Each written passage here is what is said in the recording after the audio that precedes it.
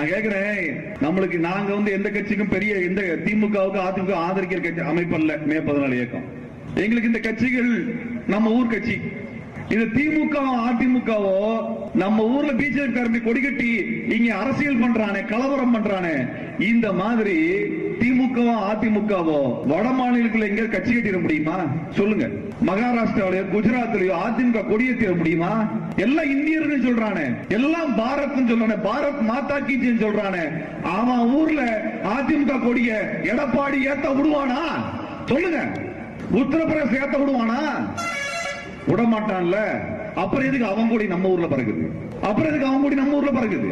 எங்க ஊர் கட்சி எங்களுக்கு பிடிக்குதோ இல்லையோ, எங்க ஊர் கட்சிக்காரன் ஓம் ஊர்ல ஓம் மாநிலத்துல நீ சொல்லக்கூடிய ஒரே இந்தியா, அதே பாரத் மாதா கட்சி சொல்றிய அந்த ஊர்ல எங்க கட்சி கட்ட முடியாதா?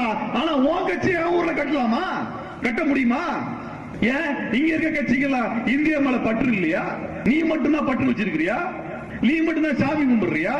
நீ மட்டும்தான் இந்தியா கொலைச்சியா? காந்திய கொலை பண்ண வந்தாண்டா பிஜேபி காரன். சுபாஷ் சந்திர போஸை காட்டி கொடுத்தவங்க பிஜேபி காரன்.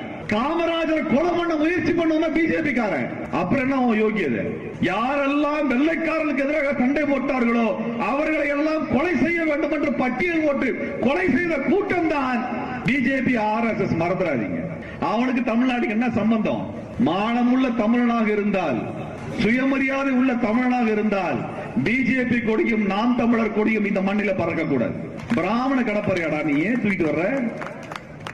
பிராமண கடப்பறையா வச்சம்ல ஈரோட்ல உனக்கு 234 தொகுதியில உனக்கு இருக்குது நாம் தமிழர்காரன். இந்த தொகுதியில யாராவது நாம் தமிழர்காரன் சொல்லிக்கிறேன் தம்பி, உன் தலைவன் உன்னை மொத்தமா குத்தகைக்கு பிஜேபி வித்துட்டான், காசு வாங்கிட்டு போயிருவான். நீ அவனை நம்பி அவன் ஏதோ தமிழ் தேசிய புரட்சி பண்ண போறான்னு சொல்லி கையில காசு எல்லாம் கொடுத்துறாரு.